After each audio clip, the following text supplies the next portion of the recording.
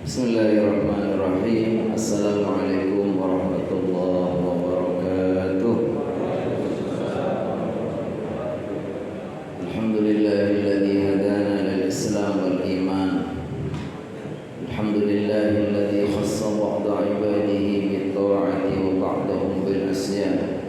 Asyhadu an la ilaha illallah wahdahu la syarika lah. Wa asyhadu anna Muhammadan 'abduhu wa rasuluhu arsalahu bil huda wal furqan. Allahumma shalli wa sallim wa barik wa an'im ala man unzila alaihi al-Qur'an sayyidina wa maulana Muhammad wa ala alihi wa ashabihi wa ansarihi wa junudihi ahli as-sidqi wal ihsan. Amma ba'du, yaqulu Allah ta'ala fi kitabihi al-karim: Subhanaka la ilma lana illa ma 'allamtana innaka antal alimul hakim. Rabbi shrah li sadri wa yassir li amri wahlul 'uqdatam min lisani yafqahu qawli. Allahumma inna nas'aluka 'ilman nafi'a wa rizqan thayyiban wa 'amalan mutaqabbala. Allahumma 'allimna ma yanfa'una wanfa'na bima 'allamtana. Amin amin ya rabbal alamin. Hadratal mukarramin wal mukarramat, seluruh jamaah salat subuh di Masjid Baitul Aizam, para bapak, para ibu, khususnya kepada para tokoh, para sesepuh, para bapak haji, ustaz dan ustazah, tidak mengurangi rasa hormat dan takdim saya walaupun tidak saya sebut satu persatu. Mudah-mudahan Allah senantiasa memuliakan, meridhai dan merahmati kita semua. Marilah kita bersyukur kehadirat Allah Subhanahu wa taala di pagi yang penuh berkah ini, di mana kita mengawali hari kita dengan bersama-sama bertakarrub kepada Allah, menunaikan salat subuh berjamaah. Kita bersyukur Allah selalu berikan kepada kita kesempatan untuk menambah amal saleh. Di antaranya kita diberikan kesempatan untuk memasuki tahun baru Hijriah, di mana kita ucapkan selamat tinggal tahun 1445, kita sambut tahun 1446. Mudah-mudahan Allah Subhanahu wa taala memberkahi waktu-waktu kita. Karena bagi kita seorang muslim, berjalannya waktu adalah memberikan nilai kepada kita, apakah kita termasuk orang-orang yang beruntung, apakah kita termasuk orang-orang yang rugi, apa bahkan kita termasuk orang-orang yang celaka. Orang-orang yang menggunakan waktunya untuk melakukan ibadah dan beramal soleh, maka beruntunglah dia. Tapi orang-orang yang melewatkan waktunya, tidak melakukan amal-amal soleh, begitu saja berlalu tanpa memberi manfaat kepada kita, maka kita termasuk orang-orang yang rugi. Wal 'asri innal insana lafi khusr illa alladziina aamanu wa 'amilus shalihati wa tawassaw bil haqqi wa tawassaw bis sabr. Jadi orang itu selalu dalam kerugian kecuali yang beriman dan beramal saleh. Kecuali yang orang-orang beriman yang beramal saleh. Atau kita termasuk orang-orang yang rugi. Atau kita termasuk orang-orang celaka. Jadi orang yang beruntung, orang yang rugi, dan orang yang celaka. Yang celaka itu adalah orang-orang yang nauzubillah menggunakan waktunya untuk bermaksiat kepada Allah Subhanahu wa taala. Dan setiap detik yang berlalu, jam, detik, waktu yang berlalu, sebetulnya kita menjauh dari dunia, dari kehidupan, dan mendekat kepada kematian. Satu hari berlalu berarti kita mendekat kepada kematian. Satu bulan berlalu, satu tahun berlalu. Makanya kata Allah Subhanahu wa taala, ya ayyuhal insan innaka kadihun ila rabbika kadhan famulaqih. Wahai manusia, kamu itu sedang berjalan menemui Allah, menemui kematian, dan ada saatnya famulaqih. Tinggal nanti kita ditentukan fa amma man utiya kitabahu bi yamini fa sawfa yuhasabu hisaban yasira. Kalau kita ini banyak amal-amal solehnya, waktu-waktu kita digunakan untuk beramal soleh, kita akan beruntung, sukses dalam ujian, dihisab dengan hisab yang mudah. Fa amma man utiya kitabahu wara'a dhahri. Tapi orang yang Allah berikan kitabnya dari belakangnya, karena saking malunya, catatan-catatan amalnya buruk semua, apa? Fasawfa yad'u subura. Dia akan teriak, dia akan menjerit, celaka nasibnya, karena telah melewatkan waktu-waktunya diisi dengan kemaksiatan kepada Allah SWT. Kita sedang membahas tentang lanjutan kajian kita, itu tentang kufur ya. Ini kalau kita mempelajari tauhid atau akidah, memang dibahas adalah keimanan, sesuatu yang sangat penting, atau kekufuran, sesuatu yang sangat buruk ya. Dan ini ekstrim yang luar biasa bagusnya, itu tentang keimanan yang menjadi dasar kita. Selamat atau tidaknya kita ini adalah keimanan kita, atau sebaliknya kita membahas tentang kekufuran, kesyirikan, kemunafikan, yang jelek-jelek yang kita pelajari. Makanya kata Hudzaifah bin Yaman mengatakan, kana an-nasu yas'aluna Rasulullah 'anil khair wa kuntu as'aluhu 'anil syarri makhafatan an yudrikani. Kata beliau, dulu orang-orang para sahabatnya kebanyakan bertanya kepada Rasulullah itu tentang kebaikan. Wa kuntu as'aluhu 'anil syarri. Tapi saya bertanya tentang hal yang buruk. Kenapa? Makhafatan an yudrikani. Karena saya khawatir kalau kita nggak tahu yang buruk, nanti kita jangan-jangan terjerumus kepada yang buruk. Makanya kalau dalam belajar tauhid ini, belajar akidah, kita pelajari apa itu kekufuran, apa itu kemunafikan, apa itu kesyirikan, termasuk mungkin bid'ah, ya kan? Ya, memang hal-hal yang kadang nggak enak di kita, dikit-dikit kufur, munafik, bid'ah, tapi kita harus tahu bukan untuk dilakukan, tapi untuk dihindari. Nah, terakhir kita sedang membahas tentang jenis-jenis kufur, yang kita jelaskan bahwa kufur itu ada kufur besar, ada kufur kecil. Kalau kufur kecil ini kekufuran tapi tidak sampai membatalkan akidah, seperti kufur karena mengingkari atau karena dia tidak bersyukur atas nikmat Allah SWT, itu juga termasuk kufur ya. Dikatakan sibabul muslim kufurun wa sibabul muslim fisqun wa qitalu kufrun.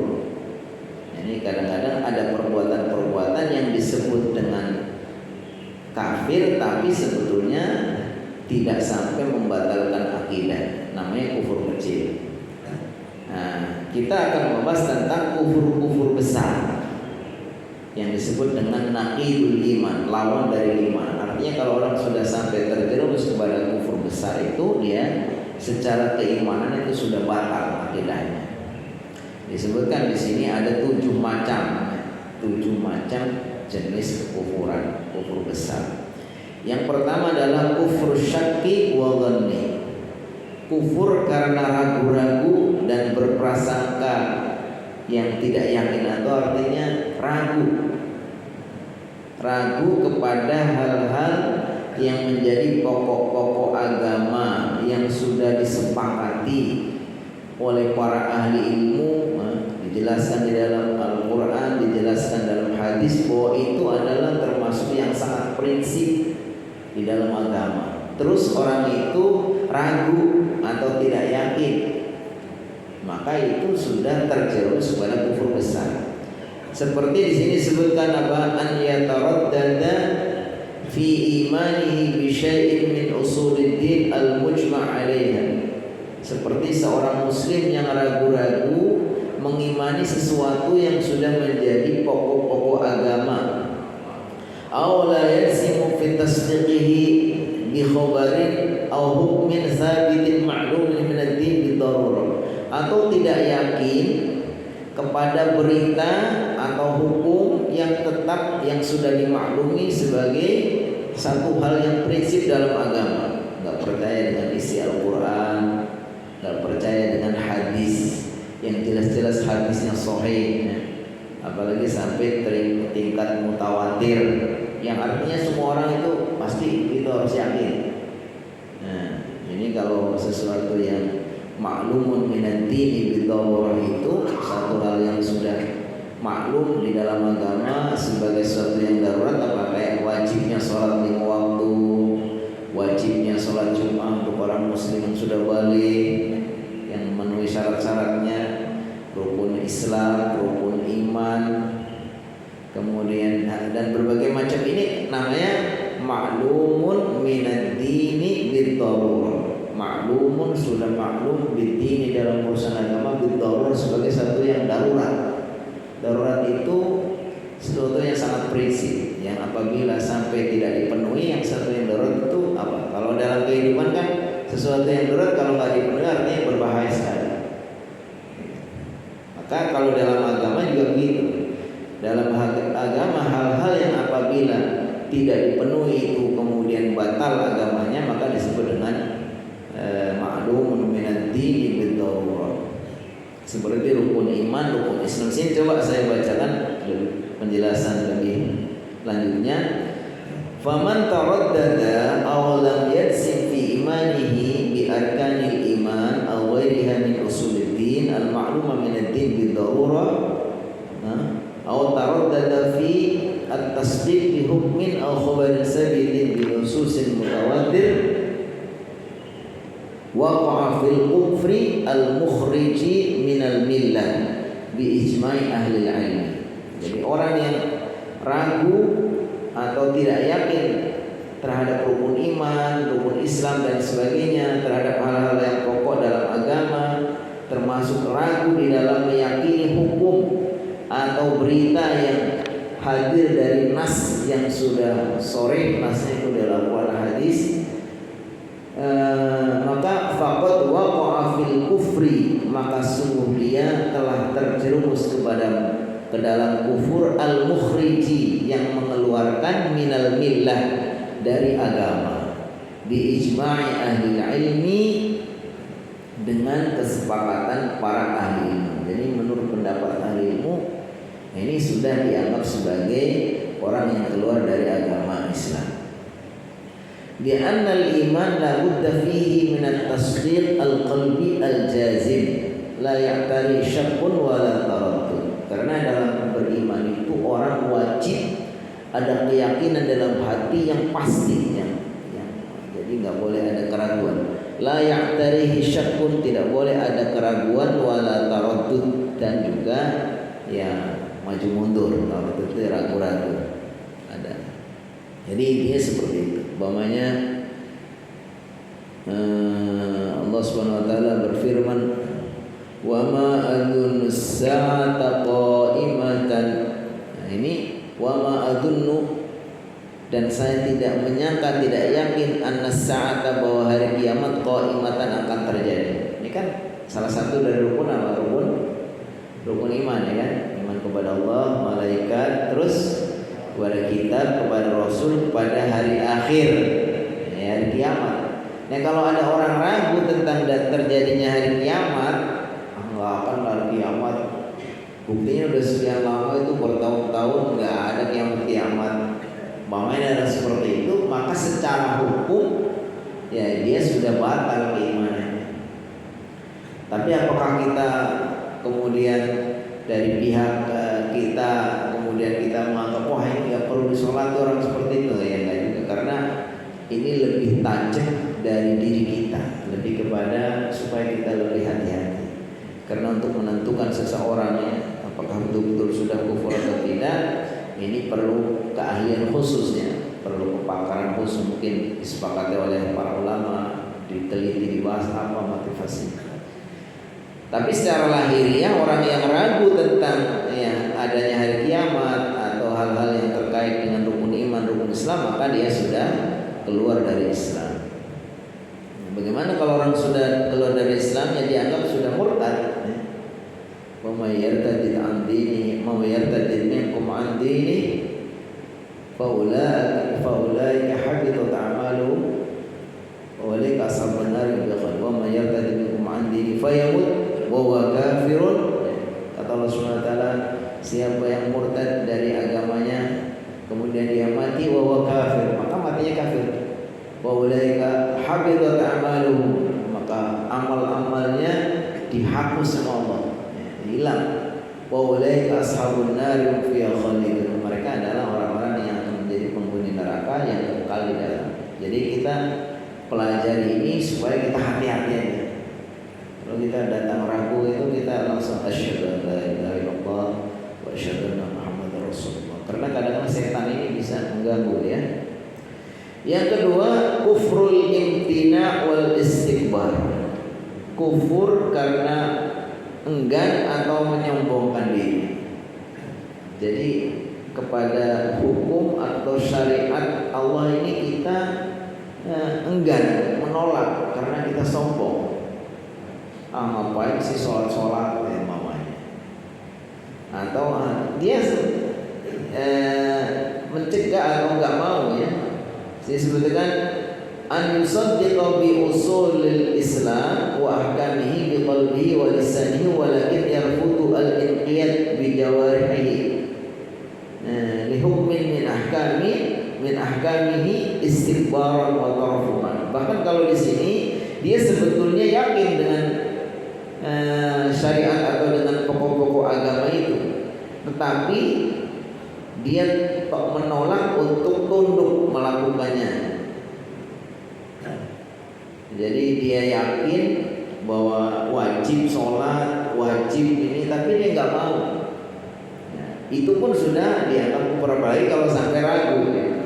Dia sudah yakin dengan hatinya dan lisannya saja, tapi kalau dia menolak melakukannya, tapi motivasinya sombong, beda dengan kalau nggak sombong ya. Kalau kita nggak sholat, kadang-kadang bolong sholatnya, tapi tidak ada niat bahwa saya itu nggak percaya kalau sholat baik, itu hanya dosa besar saja, tapi nggak sampai batal keimanannya. Tapi kalau sampai orang meninggalkan sholat sekali karena ada sombong, ngapain sih sholat, nggak ada gunanya juga, dia merasa dia menentang dengan hukum Allah, maka itu bedanya. Seperti apa?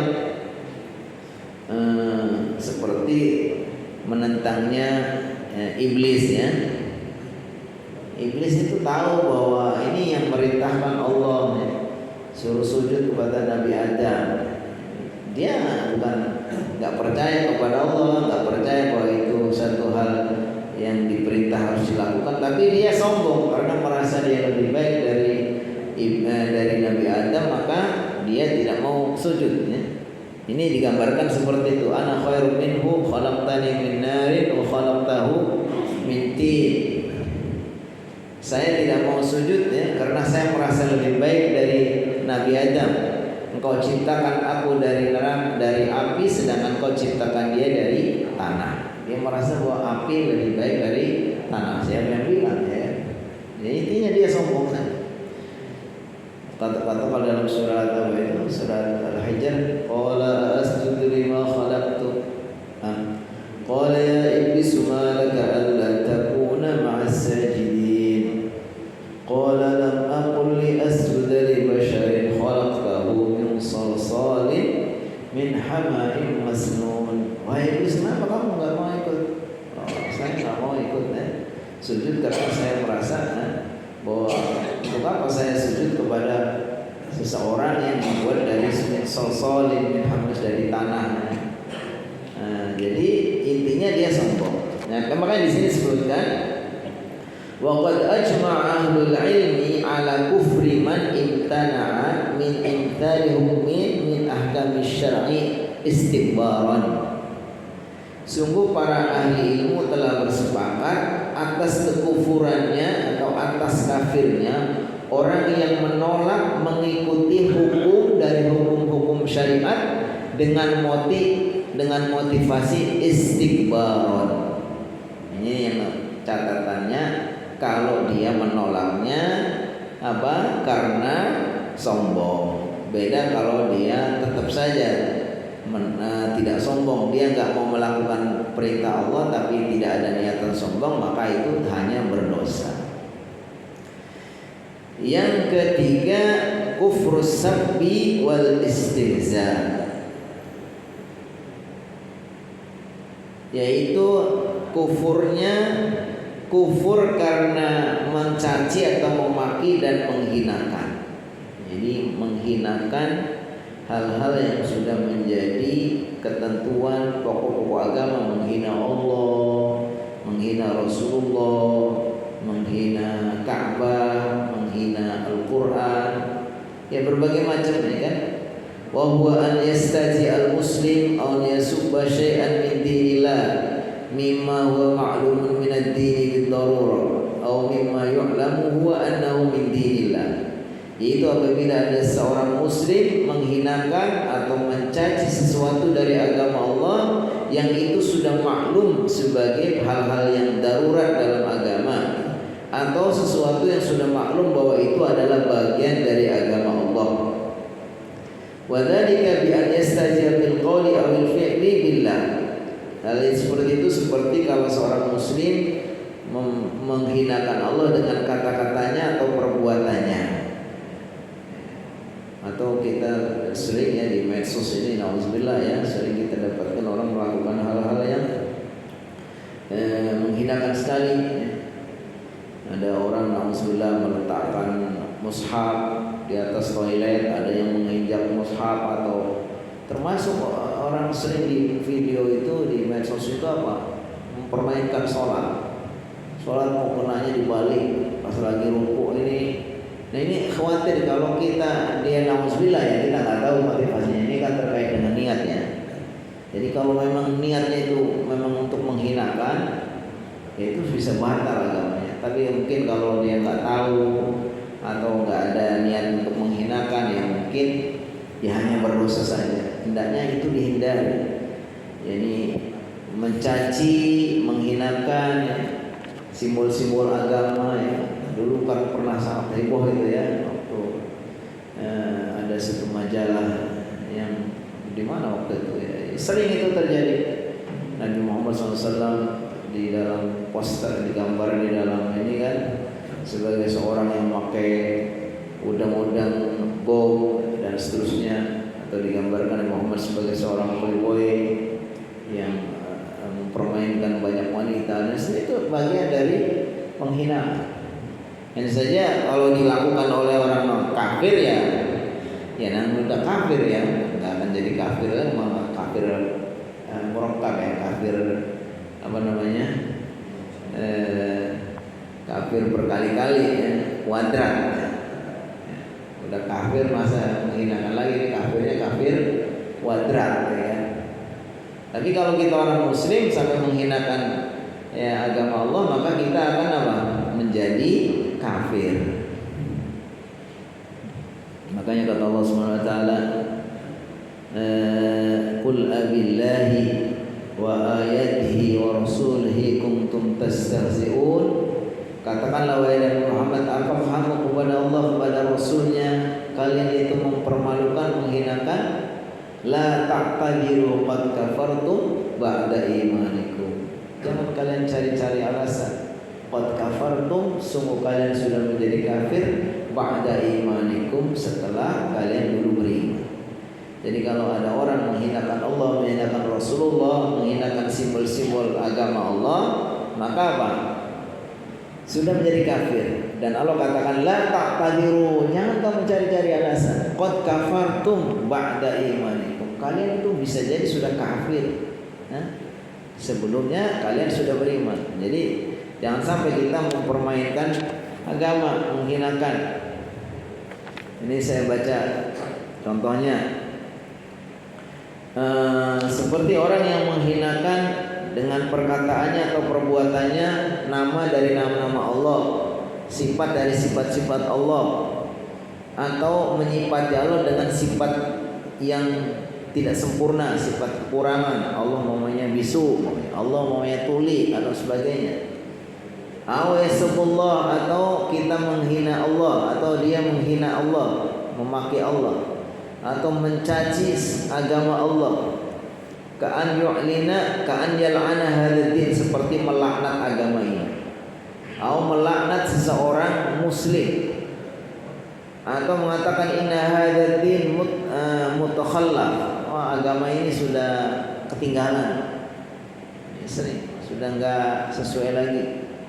Atau raj'i, ini agama ini perlu dievaluasi. Ini kan Nabi Muhammad SAW menyampaikan agama kan 1400 tahun yang lalu, sudah enggak relevan. Ini berbahaya.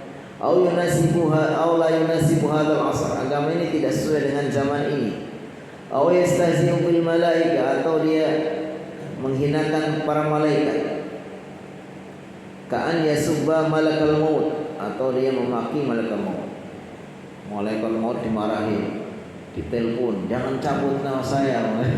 Ya kan? Dia merasa bisa berpuasa, ya, bisa menelpon bisa berdialog dengan malakul maut namanya. Ini berbahaya. Bisa dialog dengan malaikat, namanya memarahi malaikat, mencegah malaikat, atau tidak yakin bahwa ada malaikat mungkar nakir, nggak yakin ada malaikat raqib atid.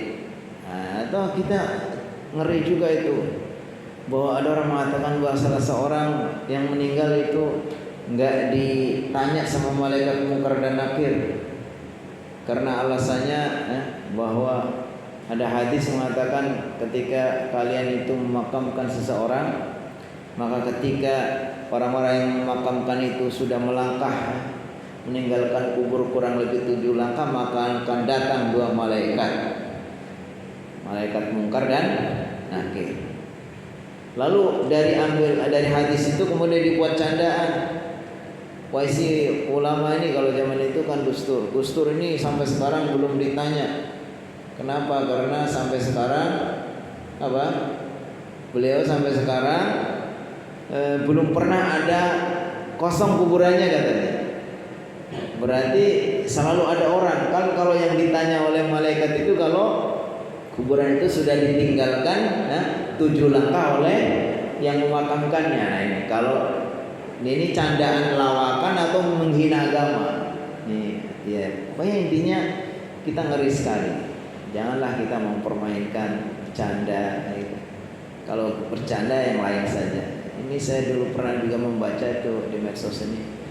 Kan beberapa pelawak sekarang ini sering yang kita kita anggap mereka itu suka menjadikan agama sebagai bahan canda. Padahal para pelawak dulu juga, ya memang profesi pelawak ini juga jangan sampai menggunakan agama menjadi bahan candaan. Memangnya baca ayat, ayat bukan ayat tapi dilakukan kayak ayat, banyak sekarang kita lihat.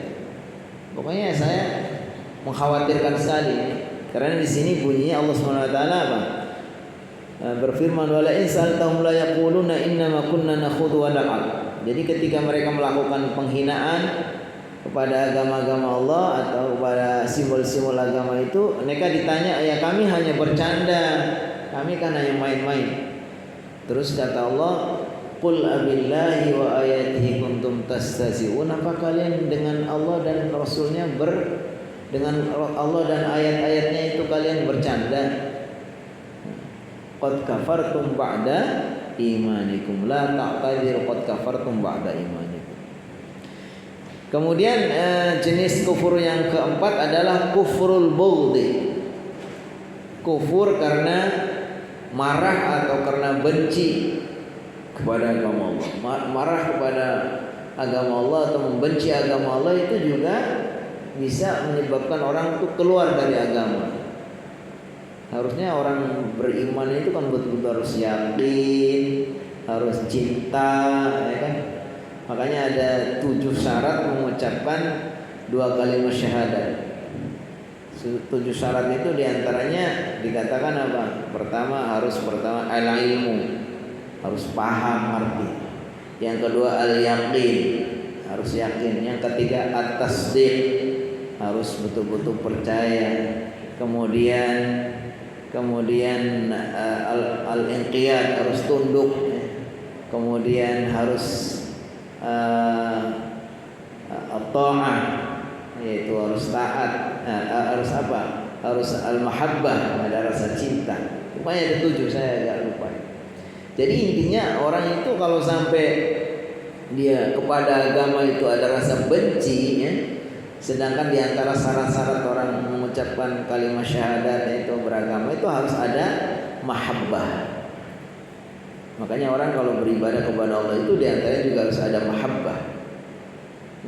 Ada satu ungkapan dari ulama yang dinukil dari ulama dahulu. Kalau kita beragama itu wa man abadallah, siapa yang beribadah kepada Allah kemudian khaufan qattu, siapa yang beragama kepada Allah karena semata-mata takut, takut dia kepada siksa Allah, kepada murka Allah, hanya itu aja, maka dia katakan disebut itu haruri. Haruri itu adalah satu paham yang dia sangat takut kepada Allah, melakukan ibadah itu semata-mata, ya. Seperti diantaranya seperti orang Khawarij, terlalu khawatir, ya. Sampai orang mengatakan bahwa orang paham Khawarij itu dosa besar itu sudah keluar dari agama Islam. Siapa yang beribadah kepada Allah, wa man abadallahu raja'an minhu faqat, orang yang beribadah kepada Allah hanya karena berharap saja, maka disebut apa? Orang itu disebut dengan murji'i. Murji'i itu orang murji'ah. Orang murji'ah itu berarti gimana? Dia beribadah tapi sangat optimis, enggak pernah, ya pokoknya saya beribadah semata-mata karena ingin mendapatkan surga, ya. Tidak mengingatkan nanti bahwa Allah itu juga ada apa murkanya ketika kita jadi terlalu optimis, ya kan? Kemudian apa? Wa man abadallahu hubban lahu faqad fahuwa zindiq. Orang yang beribadah kepada Allah semata-mata karena cinta saja disebut dengan orang zindiq. Zindiq ini juga satu berlebihan di dalam beragama. Maka yang tepat apa? Wa man abadallahu khaufan minhu wa raja'an minhu wa mahabbatan fihi fahuwa mu'minun muwahhid. Orang yang beribadah kepada Allah itu harus memadukan, ada rasa takutnya kalau Allah murka, ada rasa harapnya karena Allah itu Maha Penyayang, harus ada juga cintanya, cinta kepada Allah. Nah, kalau orang memadukan 3 hal ini dalam beragama, dalam beribadah, baru itu sebagai seorang mukmin yang sempurna. Makanya kata Allah SWT, nabbi ibadi anni anal ghafurur rahim wa anna azabi huwal azabul alim. Sampaikan kepada hambaku, saya ini apa? Maha pengampun, Maha penyayang. Tapi ya tidak hanya itu saja. Ya, kalau Allah SWT apa? Dimaksiati, kita durhaka kepadanya, juga Allah Maha apa? Maha memberikan azab, memberikan siksa. Jadi intinya membenci kepada agama Allah ini termasuk jenis kufur yang bisa mengeluarkan dari agama Islam. Yang ke berapa tadi? Tadi keempat, ya. Sekarang yang kelima adalah kufrul i'rad. Kafir karena berpaling. Jadi berpaling dari kitab Allah. Bahwa at-tawalli 'ani syai'i was-sududu 'anhu wa 'adamul mubalah. Ya, jadi berpaling itu artinya ya menjauh atau menolak atau tidak peduli. Di sini disebutkan bahwa berpaling dari agama Allah itu dibagi menjadi 2. Ada al-i'rad al-mukaffir, ada berpaling yang menyebabkan orang itu menjadi kafir, keluar dari agama Allah. Jadi jenis berpaling meninggalkan agama dalam artian enggak peduli kepada agama ini ada 2 macam. Ada ketidakpedulian kita, berpalingnya kita kepada agama itu bisa menyebabkan kita keluar dari agama Islam. Ada yang hanya berdosa saja. Apa contoh berpaling yang menyebabkan orang itu keluar dari agama Islam? An yatrukal mar'u dinallah wa yatawalla anhu biqalbihi wa lisanihi wa jawarihi aw yatruka bi jawarihi ma'a tasdiqi biqalbihi wa nutqihi bi syahadatain. Seperti orang yang berpaling dari agama Allah dengan berpalingnya itu dengan hatinya, lisannya dan anggota badannya. Seperti orang yang berpaling dari mengucapkan 2 kalimat syahadat, jadi lisannya juga nggak mau mengucapkan, apalagi nanti setelah mengucapkan ya nggak mau melakukan konsekuensinya dan seterusnya. Nah ini bentuk berpaling yang menyebabkan orang itu bisa menjadi kufur. Seperti di sini kal i'rad 'anil istima' li awamirillah. Seperti orang berpaling dari menyimak atau mendengarkan perintah-perintah Allah. Pokoknya nggak peduli dengan perintah Allah.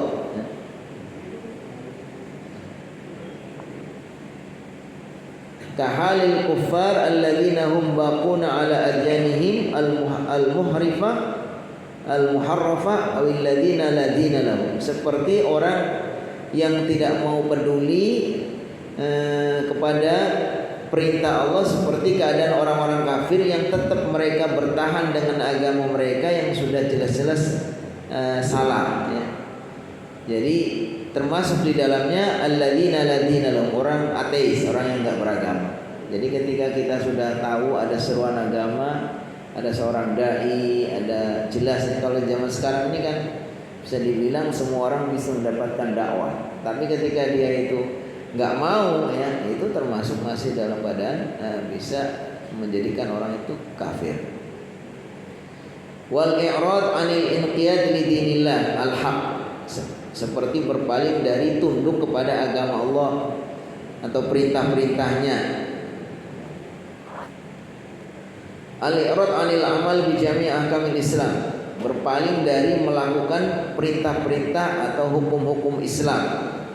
Ini termasuk yang jenis yang menjadikan orang itu keluar dari agama. Kemudian yang kedua, berpaling tapi tidak sampai membuat orang itu kafir. Wa huwa an yatrukal muslim ba'dal wajibat asy-syar'iyyah wa yuaddi ba'daha, seperti orang yang meninggalkan sebagian kewajiban-kewajiban syariat dan sebagian lagi dilakukannya. Mulai dari rukun Islam ada 5, dia baru melakukan mulai sholat saja atau puasa saja, zakatnya enggak, haji enggak ya. Itu termasuk berpaling juga dari agama Islam, tetapi tidak sampai dikatakan sebagai yang keluar dari agama Islam. Yang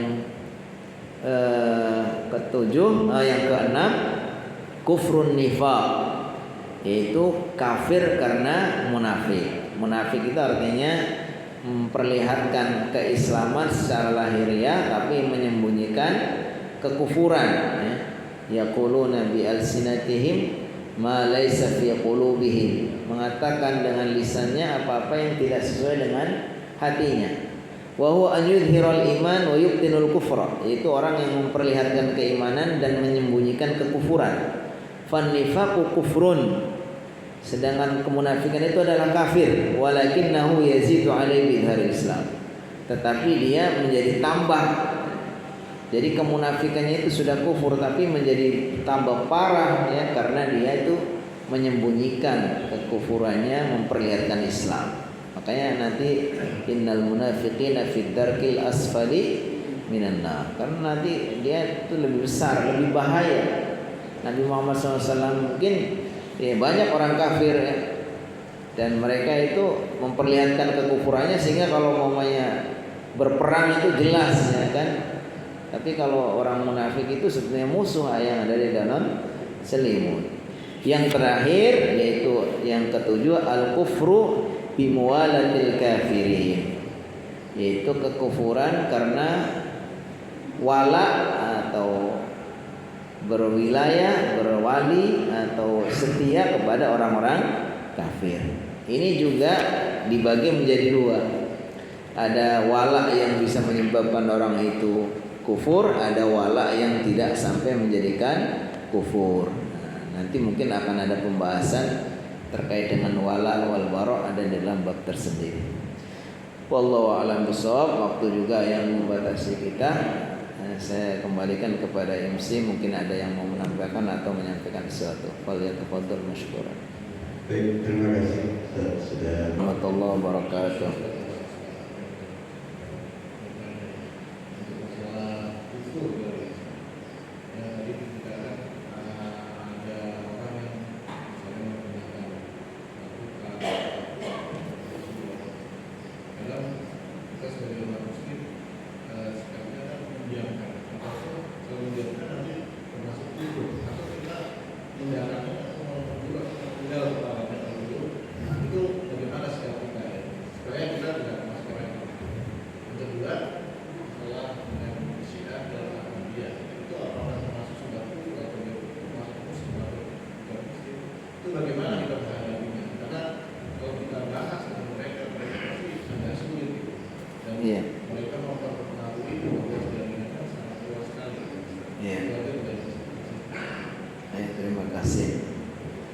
Ya, bagaimana sikap kita menghadapi perilaku atau satu fenomena yang kita yakini sebenarnya itu sudah kafir ya, baik itu dengan menghinakan atau dengan berperilaku yang menunjukkan bahwa tadi termasuk dari salah satu dari 7 perkara tadi.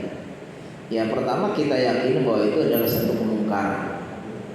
Setiap kita melihat kemungkaran, maka apa? Pedomannya kata Rasulullah SAW, man ra'a minkum munkaran falyughayyirhu biyadihi.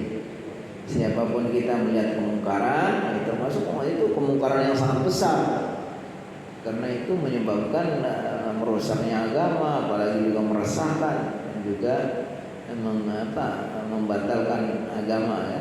Maka itu kemungkaran. Apa bagaimana? Falyughayyirhu biyadihi, lakukan dengan tindakan, dengan apa yang bisa kita cegah. Kita harus cegah. Apakah kita mampu dengan tangan kita ya, dengan perbuatan kita ini? Kalau tidak mampu, kata Rasulullah SAW, fa illam yastati fa bilisani. Kita ingatkan, kita jelaskan bahwa perbuatan yang kamu lakukan ini berbahaya, sudah membatalkan keimanan atau ya berbagai macam. Kalau memang kita punya kesempatan itu harus lakukan. Kalau kita nggak bisa, ya dengan lisan, bukan lisanul nggak pakai lisanul maqal, pakai lisanul kitabah yang kita tulis, kita sampaikan, protes dan seterusnya. Fa illam yastati fa biqalbi. Kalau kita tidak bisa untuk melakukan tindakan nyata, nggak bisa, ngomong juga nggak bisa, nggak ada kesempatan itu, maka kita hatinya tetap ingkar bahwa ini satu perbuatan yang harus kita hindari, dan kita merasa sedih, kita prihatin. Jangan sampai kita malah merasa ayam saja, enak saja gitu. Nah ini kan sekarang sudah fenomenanya orang di mana-mana menghina, kita merasa ayam saja. Jangan. Setidaknya kita ada timbul rasa resah, itu menandakan bahwa hati kita masih beriman, ya kan? Makanya kata Rasulullah SAW,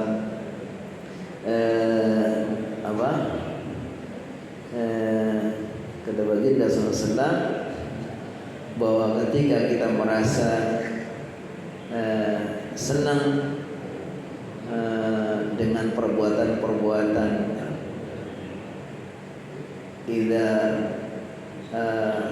sarratka hasanatuka wa sa'atka sayyi'atuka fa anta mu'min.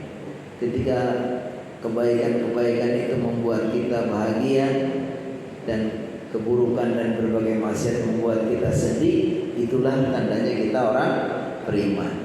Ini kalau kita sudah hilang sensitivitas itu, kita merasa biarin aja orang mau ngaku dia bicara dengan malaikat, mau apa, mau bedah langit, mau apa itu, kita nggak pernah ada peduli itu, ya kita bertanda bahwa kita ini keimanannya dipertanyakan. Karena harusnya orang mukmin itu ketika mendapatkan kebaikan-kebaikan merasa bersyukur, senang, dan ketika terjadi banyak kemungkaran kita harus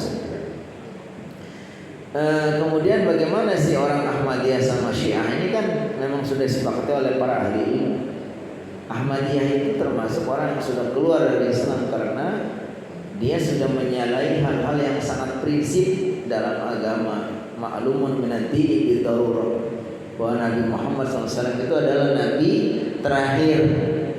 Sedangkan orang Ahmadiyah itu meyakini bahwa Mirza Ghulam Ahmad itu termasuk Nabi. Dia mendapatkan wahyu dari Allah. Wahyunya ada ditulis dalam sebuah kitab Tadhkirah. Dan diyakini sama orang-orang Ahmadiyah bahwa Mirza Ghulam Ahmad itu ya Nabi. Berarti ini kan sudah menyalahi sesuatu yang sangat darurat. Makanya mulai dulu MUI mengatakan harusnya itu Ahmadiyah jangan mengaku-ngaku sebagai Muslim. Kalau dia merupakan aliran tersendiri yang ada di Indonesia, ya silakan. Ya, kita kan nggak bisa la ikraha fiddin qad tabayyana rusydu minal ghayy. Tidak bisa ada dipaksa orang karena sudah jelas yang benar yang salah. Silakan. Tapi jangan ngaku sebagai Muslim, karena kalau dia ngaku sebagai Muslim itu sudah menyalahi sesuatu yang sangat prinsip dalam agama. Bahwa Nabi Muhammad SAW adalah Nabi terakhir, tapi dia yakini bahwa Mirza Ghulam Ahmad itu sebagai Nabi. Makanya sudah jelas. Begitu juga Syiah juga sudah sepakati bahwa mereka itu orang yang sudah keluar dari agama Islam. Antaranya karena mengkufurkan para sahabat. Setelah meninggalnya Nabi Muhammad SAW, hanya sedikit sekali ya yang tidak murtad. Hampir semuanya menurut mereka itu murtad. Bahwa Nabi Abu Bakar dan Umar itu adalah dua berhalanya orang. Nah ini yang mengkhianati baginda SAW. Jadi itu. Apalagi kalau umpamanya orang Syiah meyakini punya Quran tersendiri yang lebih banyak, lebih lengkap. Quran yang ada sekarang ini, mushaf yang ada ini, Quran itu kan sudah prinsip sekali. Cuman kan kita sebagai rakyat kan nggak bisa. Tapi fatwanya sudah keluar, ya sudah ijma. Jadi bagaimana kita dikembalikan kepada kalau kita bisa dengan perbuatan ya lakukan. Kalau enggak dengan lisan, kalau enggak hati kita tinggal. Sebenarnya solusinya mudah.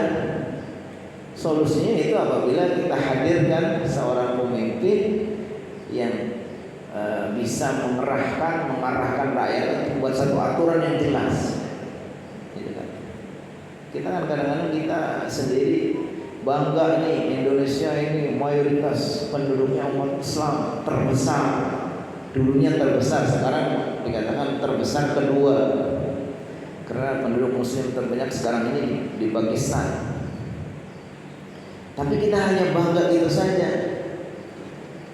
Ketika kita memilih seorang pemimpin, ternyata ya dari sekian banyak orang Muslim itu apa yang dipilih baca Fatihah aja nggak bisa, ya kan?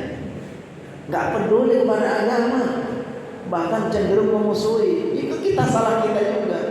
Kita orang Muslim banyak, tapi untuk menghadirkan seorang pemimpin satu yang betul-betul pemimpin agama juga pemimpin negara itu nggak bisa. Kalau dulu kan gitu. Nabi Muhammad SAW, seorang Nabi udah jelas. Penggantinya Khalifah Abu Bakar, Khalifah Umar, Utsman.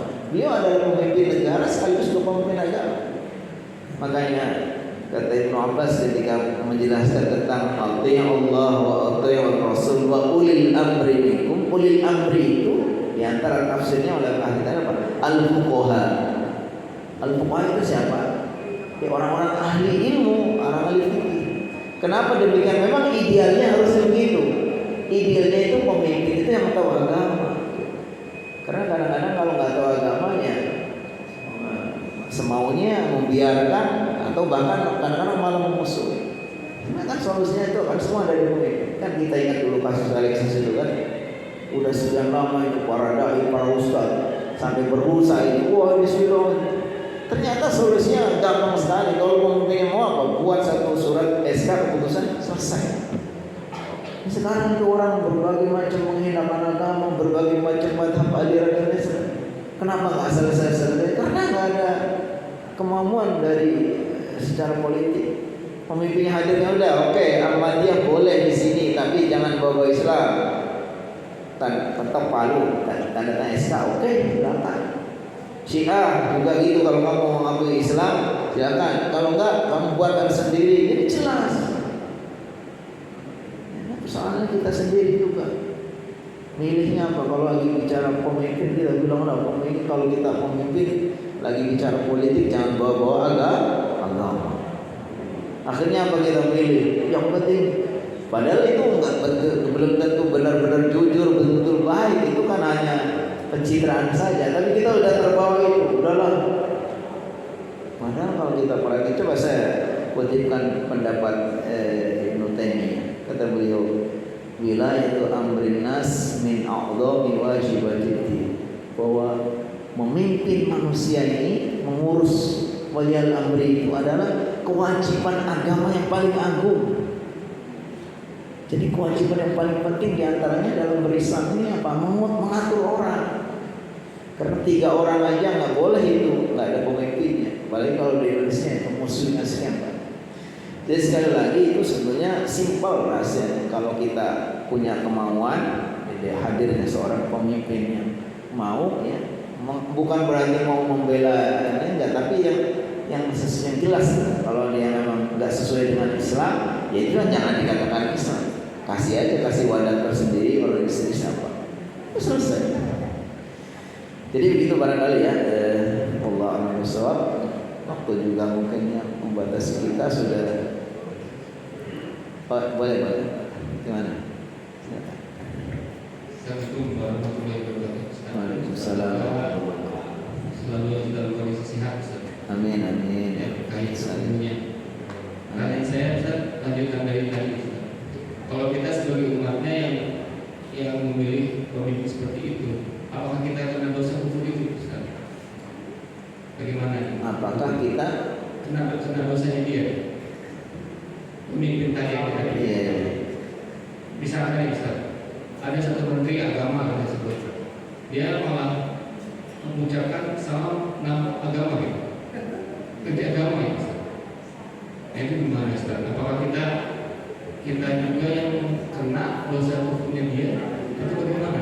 Atau kan nggak boleh kita melepas diri kan? Seperti itu. Bagaimana nih, Ustaz? Itu aja yang saya tahu. Ya tentu setiap perbuatan yang kita lakukan dan kita menyengajakan atau kita sengaja bahwa itu berkonsekuensi kepada keburukan, ya dosa. Tapi kalau kita sudah berusaha untuk tidak ada niatan ke situ, kita sudah berusaha semaksimal kita untuk tidak melakukan itu, ya tidak dosa ya. Sebenarnya kayak kalau di Indonesia itu kan ya bagaimanapun mau tidak mau kita sudah akui bahwa kondisinya memang seperti itu ya, hukumnya adalah hukum demokrasi. Nah, kita sudah memilih dari orang-orang yang ada ini, kita sudah memilih ya. Tapi yang terpilih ternyata yang lainnya itu ya enggak dosa, karena kita sudah berusaha untuk melakukan itu dengan niat dan cara yang menurut kita tidak akan berbahaya atau yang baik, tapi hasilnya seperti itu. Maka dikatakan apa? Ya, itu termasuk apa? Idza amartum bi syai'in fa'tu minhu mastata'tum. Kalau kita diperintahkan sesuatu, maka lakukanlah semaksimal yang kita bisa. Nah, jadi wa idza nahaitukum fantahu. Tapi kalau kita dilarang, ya sudah tinggalkan. Jadi contoh kita dalam memilih pemimpin. Inilah pemimpin pasti yang terbaik, yang akidahnya sama. Kita sudah pilih memilih itu, tapi ternyata hasilnya yang seperti, makanya ya sudah, itu kita tidak berdosa. Tapi sebetulnya kalau yang tadi Bapak sampaikan itu sebenarnya kata kuncinya semuanya ada di pemimpin sebetulnya. Kenapa kita mempunyai pembantu presiden yang memang semuanya kan? Makanya kata Rasulullah SAW, ma ba'athallahu min nabiyyin wa la istakhlafa min khalifatin illa kanat lahu bitanatun ta'muru bil ma'ruf wa tahuddu 'alaihi wa bitanatun ta'muru bis syarri wa tahuddu 'alaihi. Tidaklah ada seorang rasul diutus atau seorang pemimpin diangkat melainkan dia itu akan ada 2 pendukung baik dan pendukung-pendukung buruk. Makanya kalau kita memilih pemimpin, diantaranya ya kita penting juga memperhatikan siapa kolega-koleganya. Karena orang itu cenderung akan didukung, akan memilih orang-orang yang ada sekitarnya.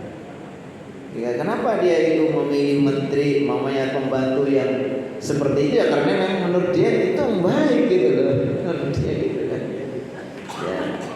Ya ini walaupun memang itu masalah yang bisa juga terjadi beda pendapat ya, namanya tentang salam. Kalau diyakini bahwa salam ini satu bentuk ibadah, itu yang diyakini oleh MUI. Dan kita lebih percaya kepada MUI karena MUI itu berangkat dari ilmu. MUI itu kan majelis ulama, di situ kumpulan orang-orang yang ahli dalam bidang ilmu. Lalu dia mengatakan bahwa yang namanya salam itu bagian dari ibadah. Bahkan kalau dalam sholat itu salam ini adalah rukun, ya kan? Makanya nggak sembarang mengucapkan salam. Assalamualaikum, assalamualaikum. Bisa salam, padahal itu rukun sholat. Salam itu ibadah. Assalamualaikum warahmatullahi wabarakatuh, itu ibadah. Karena ibadah itu ya nggak boleh campur aduk. Ibadah yang murni untuk Allah Subhanahu wa taala. Jadi kita mengucapkan salam kepada audiens itu adalah bagian dari ibadah. Kalau ibadah hendaknya jangan dicampur aduk. Lakum dinukum waliyadin. Tapi ada satu sisi bahwa salam itu bukan ibadah, tapi hanya tradisi basa-basi aja, komunikasi. Jadi sudah dianggap kayak selamat pagi ya seterusnya. Nah kalau sudah dianggap seperti itu, menurut dia, wah karena saya menteri agama, ini aliran-aliran di Indonesia itu banyak, ada enam, maka saya salam 6 kali dengan sesuai dengannya. Itu hukumnya nanti aja dah. Semua apa aja urusan dia dah. Ya kan? Urusan dia lah gitu. Nanti akan ketahuan juga. Wallahu a'lam bishawab. Baik, cukup ya dengan kajian